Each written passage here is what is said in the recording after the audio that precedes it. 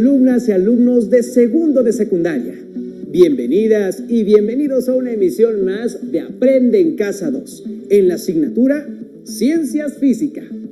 En esta ocasión nos acompaña la profesora Alejandra Briseida Trejo Castañeda. Bienvenida, maestra. Muchas gracias, Enrique. Es un gusto poder participar en esta sesión con todas y todos ustedes, esperando que se encuentren de maravilla en casa, siguiendo las recomendaciones sanitarias necesarias como el lavado frecuente de manos, el uso de mascarilla y lo más importante, que se queden en casa, para que podamos regresar pronto a los salones de clase. El día de hoy aprenderemos sobre los imanes y su estructura atómica. En esta ocasión, nuestro propósito es analizar los fenómenos comunes del magnetismo, así como la estructura interna del mismo. Y el título de la sesión es ¿Átomos en los imanes? ¿Ustedes en casa ya tienen listos sus materiales? Es importante que tengan a la mano su cuaderno, lápiz o pluma y su libro de texto. Recuerden que debemos estar tan preparados como lo hacemos en el salón de clase. Por otra parte, también es importante que para construir un buen aprendizaje, sus espacios de trabajo estén libres de distracciones. De esta manera, lograrán mayor éxito en tus actividades del día de hoy. No olviden tomar nota de las dudas que les surjan o cualquier dato que consideren importantes para que posteriormente las revisen utilizando su libro de texto o fuentes de información confiables. Antes de iniciar, me gustaría empezar con la frase del célebre Albert Einstein. La mente es como un paracaídas, solo funciona si se abre. ¿Todos listos? Comencemos. Los imanes están presentes en la vida diaria, ya sea como parte de objetos decorativos o bien como componentes de algunos aparatos. Las personas no dejan de sorprenderse con las cualidades de los imanes y sus múltiples aplicaciones. Enrique, ¿en algún momento te has preguntado de dónde provienen los imanes o de qué están hechos? Sí, maestra, en muchas ocasiones. En algún momento escuché una historia sobre los imanes, pero no recuerdo muy bien. Supongo que es la historia que a continuación te voy a contar. Pon mucha atención, por favor. Cuenta la leyenda que en la antigua Grecia, un pastor llamado Magnes cuidaba sus ovejas. Al ver que una de ellas había desaparecido, decidió escalar una roca muy grande y oscura. Cuando colocó su bastón con punta de hierro sobre ella y momentos después quiso tomarlo, se dio cuenta de que necesitaba un mayor esfuerzo para separarlo de la roca. Esta parecía mágica y en ese momento fue llamada la roca Magnes, que actualmente es conocida como magnetita. Me parece muy interesante esa historia que nos cuenta, maestra, pero dígame, ¿cómo se introdujo el término del magnetismo? En la antigua Grecia, Tales de Mileto describió que cierto material tenía la propiedad de atraer objetos de hierro. Ese material se descubrió en la ciudad de Magnesia y en honor a esta ciudad se le da el nombre de magnetita. Este es el origen del término magnetismo, que se refiere a los fenómenos magnéticos. ¡Qué bien, maestra! Me parece extraordinario esto que nos cuenta. ¿Solo fue Tales de Mileto quien habló sobre el magnetismo? En 1660, William Hilbert realizó experimentos hasta concluir que la Tierra es un gran imán. Para ello, colocó un imán dentro de una esfera y observó la posición de la aguja de una brújula en su superficie. ¡Qué interesante! Ahora recuerdo que en muchas ocasiones hago uso de los imanes y no me había puesto a pensar de dónde provenían. ¿Me podrías decir algunos ejemplos de dónde utilizas los imanes? Claro que sí. Por ejemplo, cuando coloco un recordatorio en la puerta del refrigerador, en las bocinas, en mis audífonos o las bandas magnéticas que tienen mi tarjeta de crédito. Excelente. Acabas acabas de proporcionar muy buenos ejemplos. Magnífico, maestra. Se me hace de gran utilidad, pero a la vez un tanto complicado porque no entiendo muy bien el concepto. ¿Cómo podemos definir el magnetismo? El magnetismo es un fenómeno por el cual los materiales ejercen fuerzas de repulsión o de atracción sobre otros materiales. Los imanes se caracterizan por atraer objetos metálicos. Sin embargo, todos los materiales son atraídos por un imán en mayor o menor intensidad.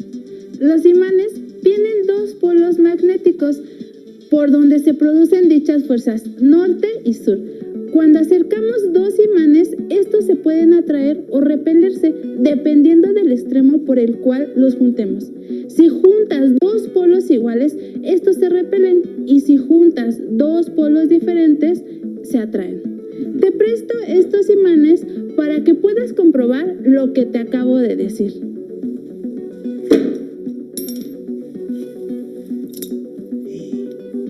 Maestra, qué pena, ya se rompió el imán. ¿No va a servir para la demostración? No te preocupes, el imán sigue funcionando. Como te dije anteriormente, tiene dos polos y al fragmentarse vuelve a tener el polo sur y el polo norte. Si tú sigues fragmentando en partes más pequeñas, seguirá teniendo los dos polos, así hasta llegar a la parte más pequeña, que es el átomo. Los polos recibieron sus nombres debido al comportamiento de un imán en presencia del campo magnético de la Tierra. El polo norte del imán tiende a apuntar al polo sur geográfico de la Tierra y su polo sur apuntará al norte geográfico de la Tierra. Ya me está quedando un poco más claro, maestra, pero entonces, ¿los imanes tienen átomos? Sí, los imanes, como toda la materia, está compuesta de átomos. Vamos a ver el siguiente video donde explica un poco más sobre los átomos en los imanes.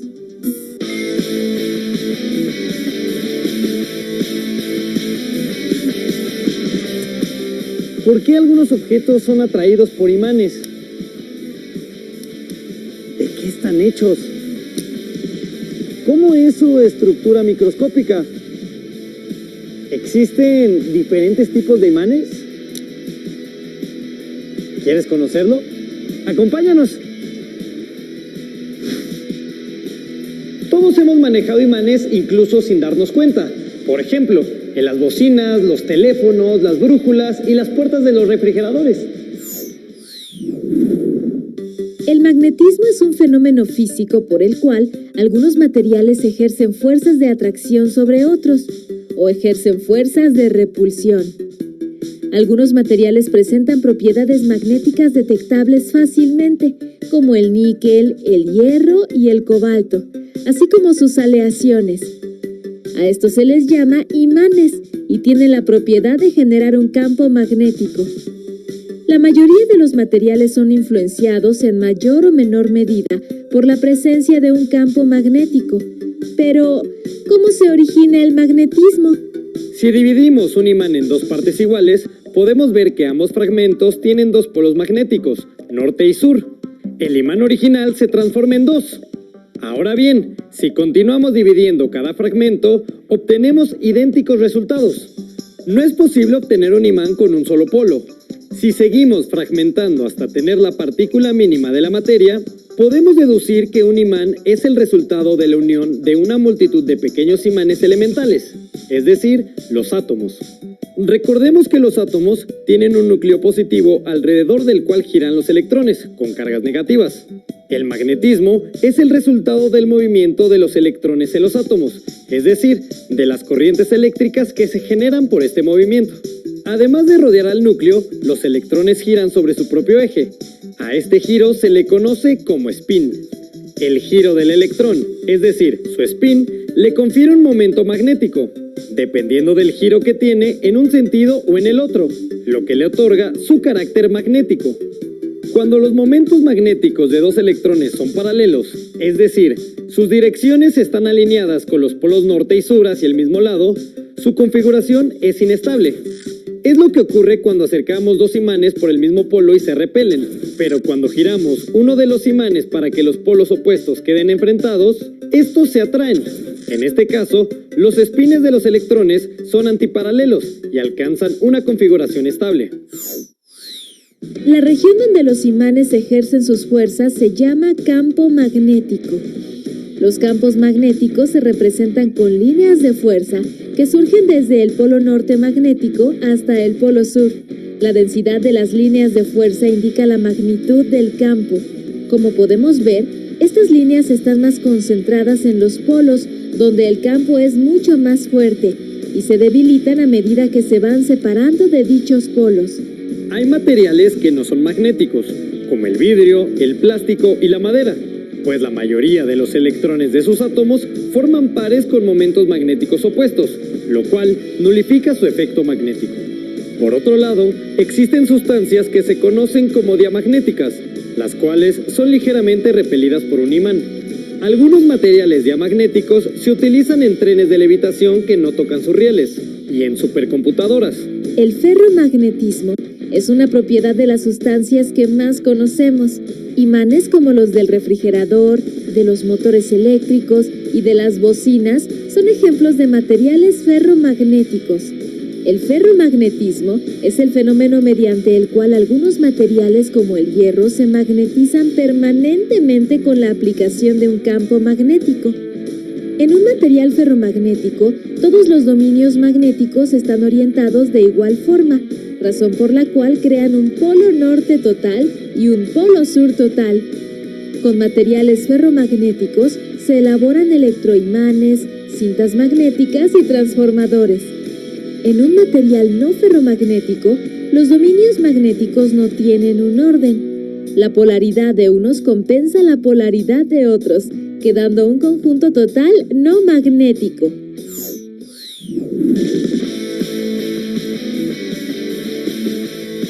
El magnetismo es un fenómeno muy interesante que tiene muchas aplicaciones en nuestra vida cotidiana y en diversas ramas de la tecnología.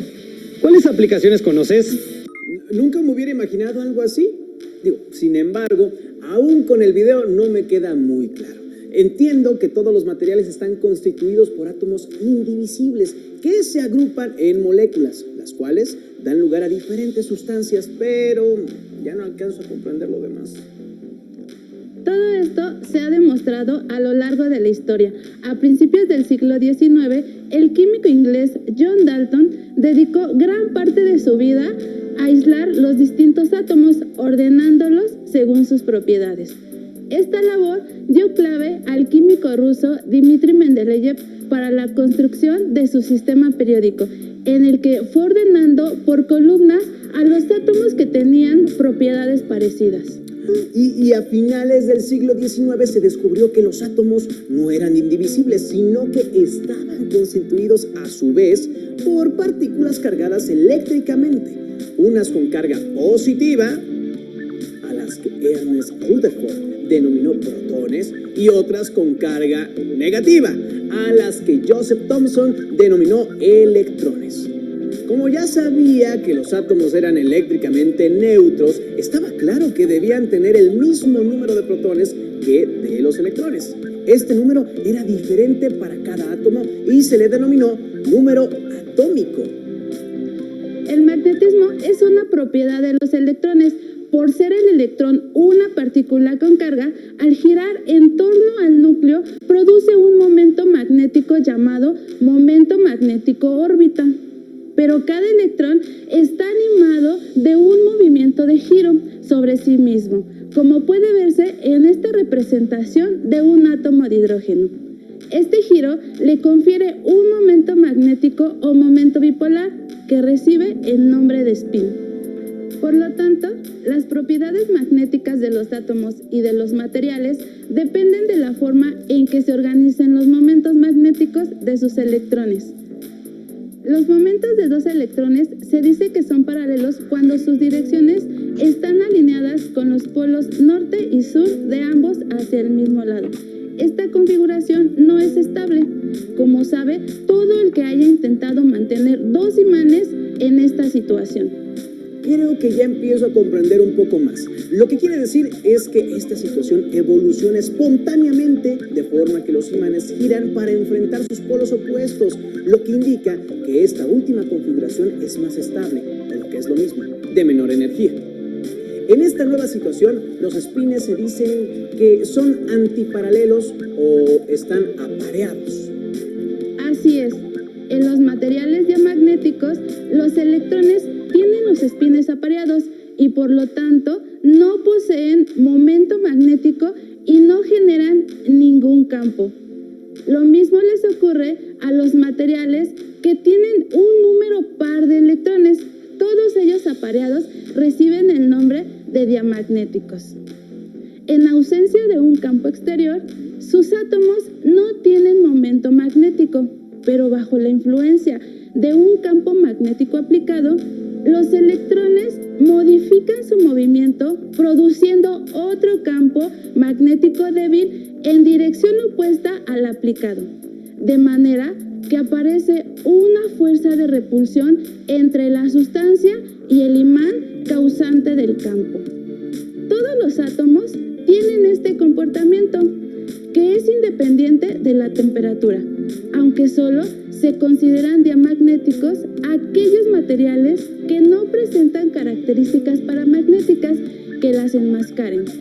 Los elementos diamagnéticos más conocidos son el bismuto, el mercurio, la plata, el carbón, el plomo y el cobre.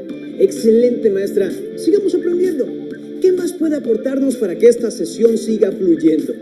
Vamos a realizar una pequeña demostración de lo que acabamos de explicar. Para esto necesitamos el siguiente material: un recipiente de vidrio, agua e imanes de neodimio. Enrique, ¿puedes ayudar a colocar el imán dentro del recipiente? Y posterior a eso, vierte agua poco a poco hasta cubrir el imán. Y observemos qué es lo que sucede.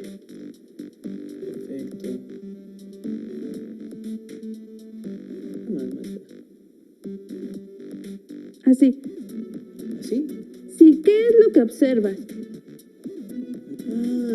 Lo que puedo observar es que debido al diamagnetismo del agua, el imán la repele, formándose una concavidad con la forma de la cara del imán en la superficie del agua.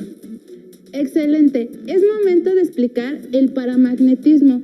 Este se presenta en materiales que tienen un número impar de electrones y queda por lo tanto un momento magnético resultante no nulo.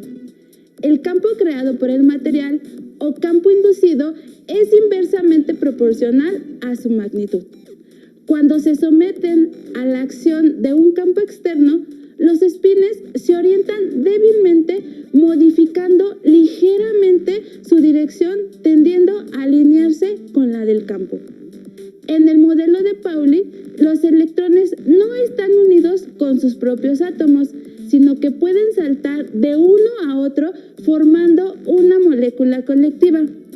Esto da lugar a un gas de electrones libres o electrones itinerantes, que no interaccionan entre sí y que se mueven en una matriz de iones. Entonces, esto quiere decir que los espines de estos electrones itinerantes interaccionan con el campo externo, dando como resultado un desequilibrio energético entre los electrones cuyo spin se alinea con él, que tiene menor energía, y los de spin contrario que tienen mayor energía.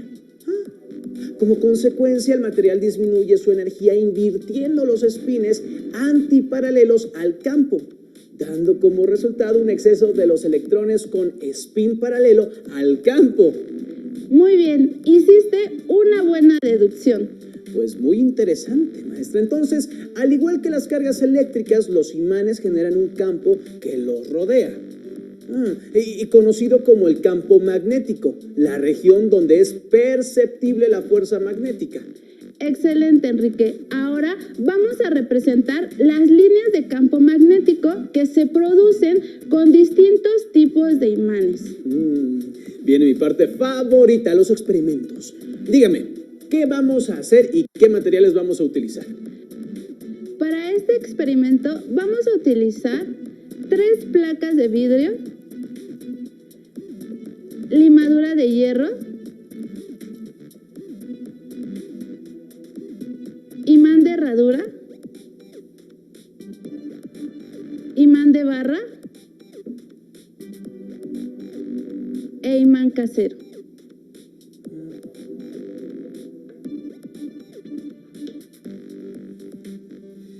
Alumnas y alumnos, pongan mucha atención. Y ya saben, si ustedes quieren reproducir estos experimentos, tienen que ser bajo la supervisión de un adulto.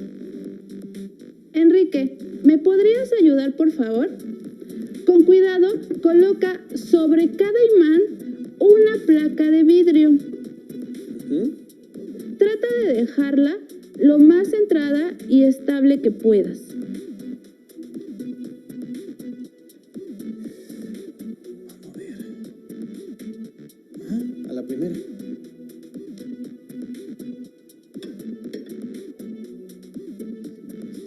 Ahí está bien centrado. Sí. Ahí está.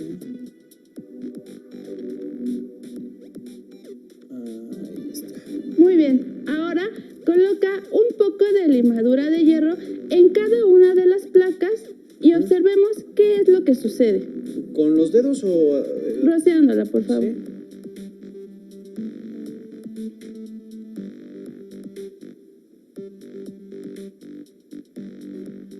¿Así está bien?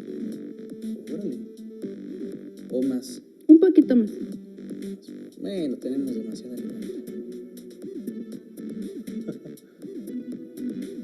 Un poquito más por aquí. ¡Oh! Siguiente.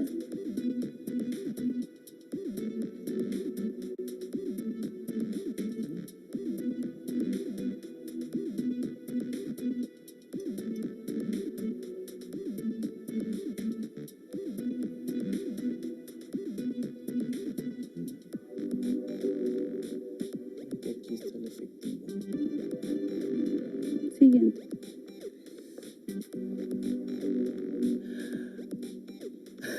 Sorprendente, maestra. Puedo observar cómo las líneas que se forman en todos los imanes. Supongo que estas son las líneas del campo magnético de cada uno de los imanes. Con el imán de barra se observan unas líneas curvas bastante claras. Con el imán casero se formó aquí, es algo menor, no es tan grande. ¿Esto a qué se debe, maestra? Muy buena observación. Lo que sucede es que no todos tienen la misma fuerza de atracción. Como podemos observar, la que tiene menor fuerza es el casero y esto se debe al material con el que están hechos. Hay dos tipos de imanes, los artificiales, que con el tiempo van perdiendo su fuerza, y los naturales, que están compuestos de magnetita y difícilmente pierden su fuerza. Vamos a realizar otra demostración. Los materiales a utilizar son imanes de neodimio, un recipiente de vidrio con agua. ¿Usamos el mismo? No, uno más grande. Ando preparado.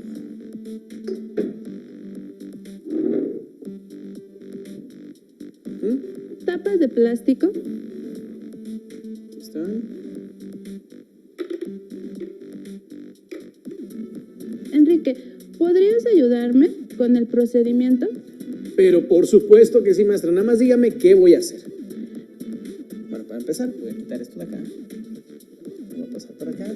Hay que hacer espacio. Estamos en una muy buena área por el recipiente. Y ahora sí, dígame, ¿qué hago?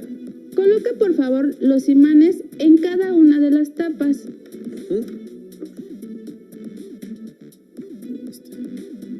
Listo. Ahora, coloca las tapas dentro del recipiente, una por una. Una por una. Está por aquí. Está por acá.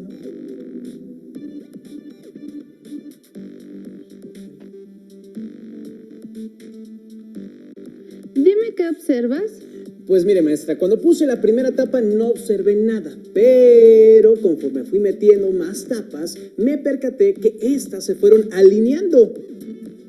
Muy bien, como ya vimos, los imanes tienen sus dos polos, el norte y el sur.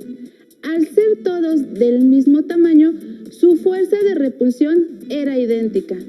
Al colocarlos en un medio en el que se pueden mover con libertad, ellos se irán ordenando de tal forma que cada imán se va desplazando hasta quedar lo más alejado posible de los demás. Maestra, entre más aprendo de comportamiento de las cosas que me rodean, más me gusta la física. Realmente es sorprendente. Para terminar, les invito a reunirse con su familia para reflexionar y realizar la siguiente actividad. Realicen una historieta sobre la estructura atómica de los imanes. Den un recorrido por toda su casa e identifiquen en dónde hacen uso de los imanes. No olviden consultar su libro de texto en el tema correspondiente para profundizar o resolver las dudas que surgieron a lo largo de esta sesión.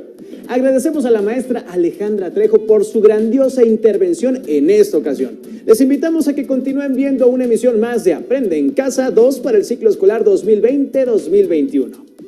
¡Hasta la próxima! Maestra, qué padre.